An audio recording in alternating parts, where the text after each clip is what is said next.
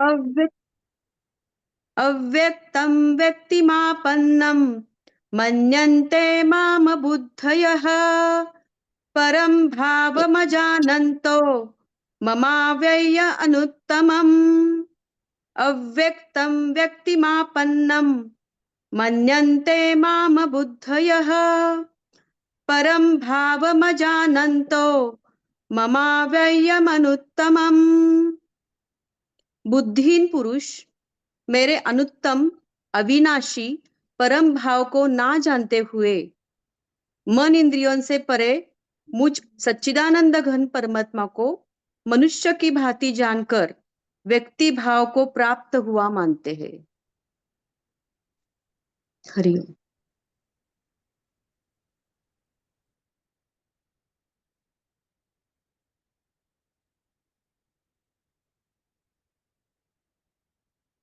कभी कभी ऐसा होता है कि बहुत धनी व्यक्ति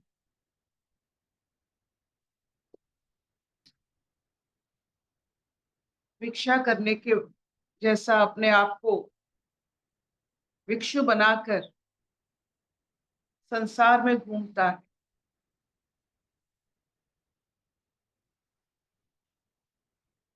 तो उस धनिक व्यक्ति को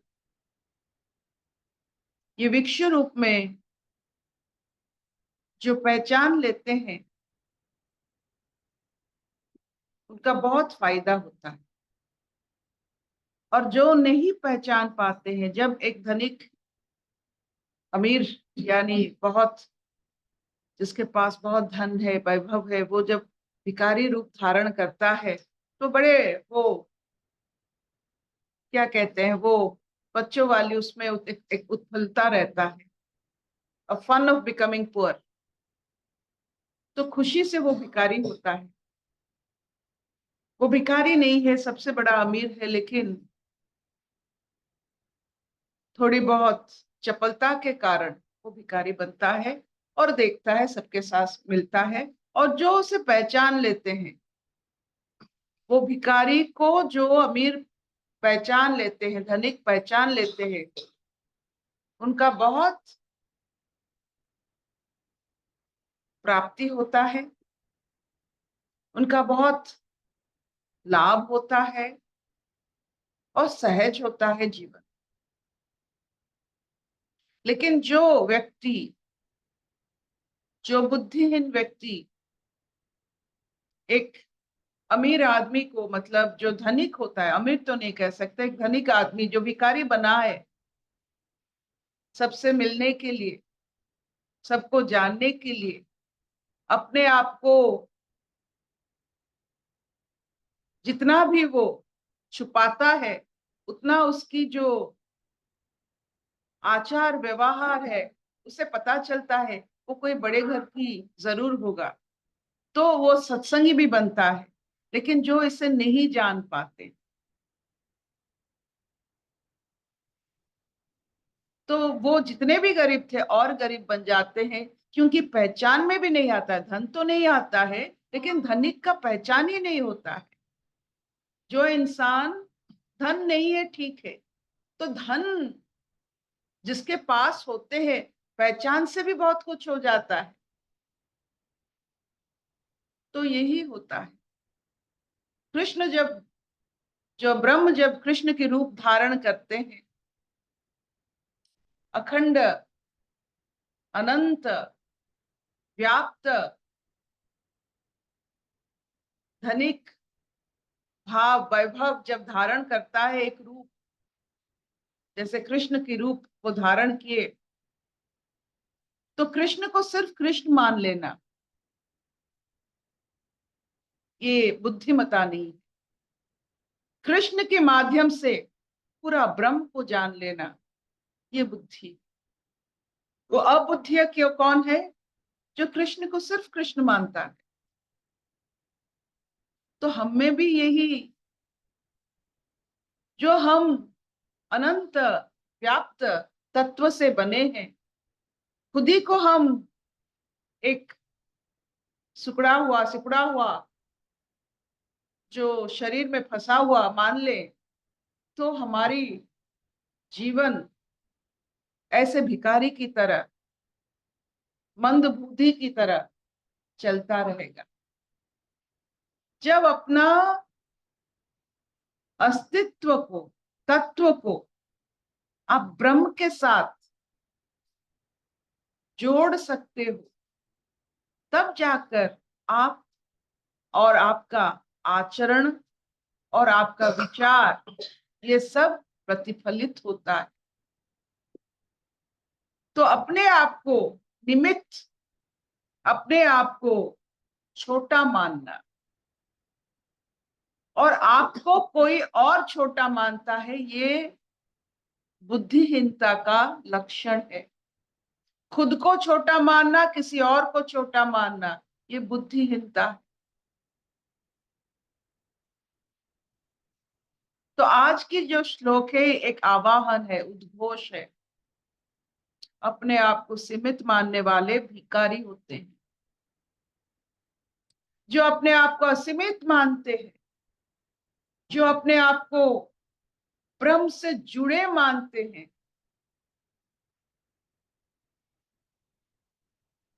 वो चेतनापूर्ण, बुद्धिमता, प्रज्ञा से भरे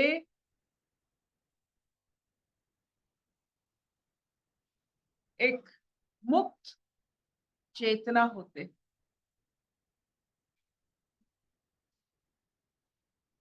जब अपने आप को दुर्बल, निर्बल आप मानते हो, तो आप भिखारी हो,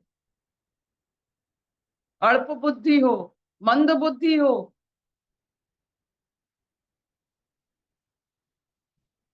जब कोई, आपने देखा है वो कांटे में मछली कैसे फंसता है,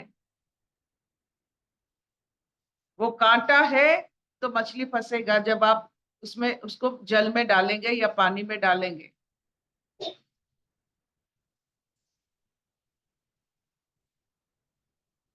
ये जो मंद बुद्धि का कांटा, अल्प बुद्धि का कांटा जब डाला जाता है तो हम फंसते हैं।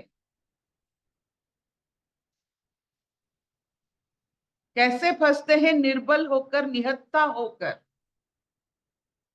मानो कोई जैसा हम में शक्ति नहीं है, बस फंसी जाते हैं।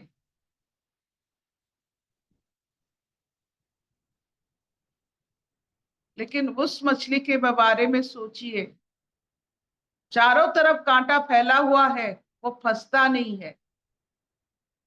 अपने आप को निर्बल नहीं मानता है, अपने इंद्रियों के ऊपर इतना संयम है कि कहीं फंसता नहीं है।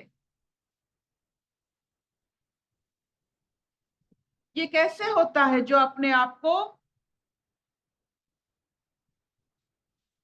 अखंड सत्ता से जुड़ा हुआ मानता है, तृप्त होकर चारों तरफ विहार करता है, तृप्त होकर। अतृप्ति आपको फांस देगा, अल्प बुद्धि, मंद बुद्धि आपको फांस देते हैं, आप पशु बनते हो। तो जो खुद को, हर एक व्यक्ति को ईश्वर का अंश मानते हैं, उनकी बुद्धि सही। जो अपने आप को वैभव का शिखर मानते हैं, उनकी बुद्धि सही है। जो अपने आप को निहत्ता मानते हैं, वो अल्प बुद्धि है। जो कृष्ण को सिर्फ इंसान मानते हैं, उनके बारे में हम और क्या कहें। कृष्ण एक, जिसे नैया चलाने वाले को आप क्या कहते हैं, नाविक है। वो उनके बुद्धि के कारण से हम लोगों को मिल गया कि ऐसा भी जीवन जिया जा सकता है, प्रेम भी किया जा सकता है, अलड़पन भी है। दोस्ती शिखर पर रूहानी प्रेम द्रौपदी के साथ और एक भाषा है।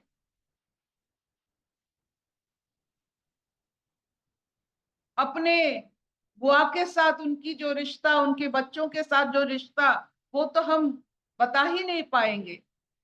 कौन ऐसा सोच सकता है? अपना देश छोड़कर किसी और के लिए खड़े होना, कौन सोच सकता है ऐसा?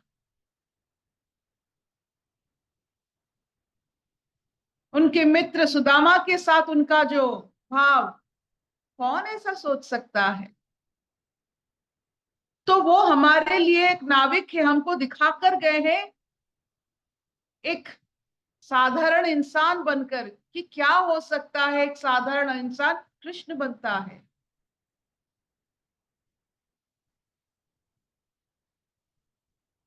अंत तक देखिए,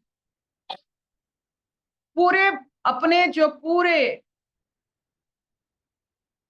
परिवार को, अपने हर सबको,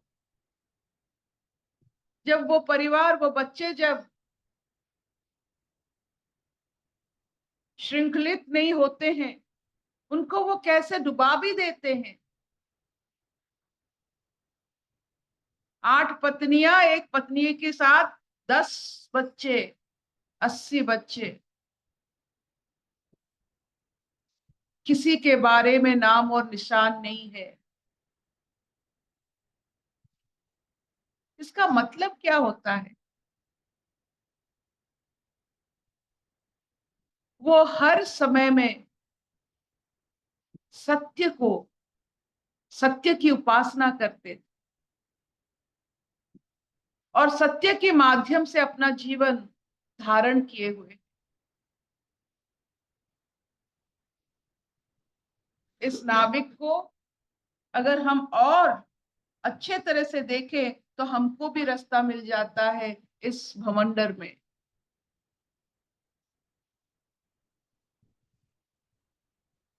क्या इतना चलेगा? हाँ अर्पिता। जितना आप भागवत पढ़ें, उतना आप खुद एक पथिक बन जाएंगे। कोई भी रास्ता आपको मिले, कोई भी जगह आपको मिले, आप रास्ता खुद निकाल दें। हरिओम आंटी। आंटी हाँ, मुझे पूछना था कि हम कैसे जाने कि हम बुद्धिहीन है कि बुद्धिमान है, हमें कैसे पता चले, क्या करना होगा उसके लिए? कुछ नहीं करना होगा, इसमें कुछ आपको करना नहीं पड़ता है।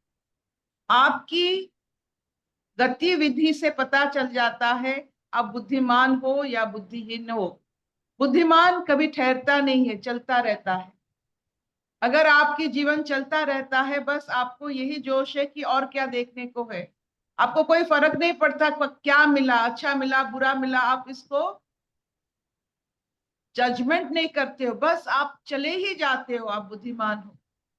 अब रुक गए जहां बुद्धिहीन हो गए। रुकना नहीं, कब कहीं भी रुकना नहीं। ये भी दूसरा ही कोई बताएगा कि हमारी स्थिति क्या है? होता है कोई क्या? दूसरा ही बता सकता है। हाँ, कोई दूसरा ही बता सकता है ना हम हमारी स्थिति। कोई दूसरा नहीं है।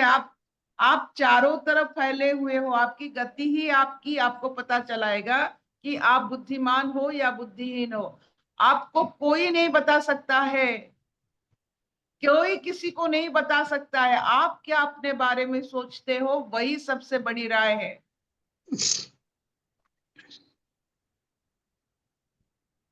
कभी किसी के ऊपर बेताल मत बनना, कभी किसी के ऊपर बेताल मत बनना।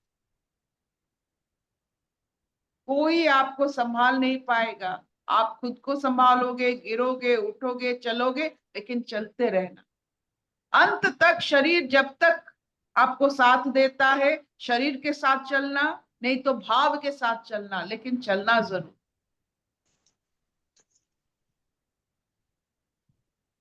हाँ Will this do?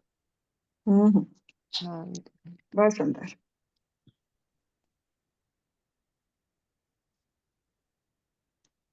अशतो मा सद्गमय तमसो मा ज्योतिर्गमय मृत्युर्मामृतं गमय सर्वे सुखिनः सन्तु सर्वे सन्तु निरामय सर्वे भद्राणि पश्यन्तु मा कश्चित् दुःखभाग् भवेत्। ओम शांति शांति शांति। कोई प्रश्न? कोई प्रश्न?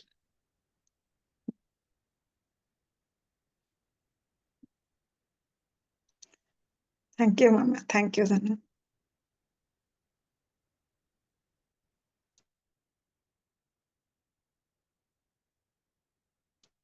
हम्म।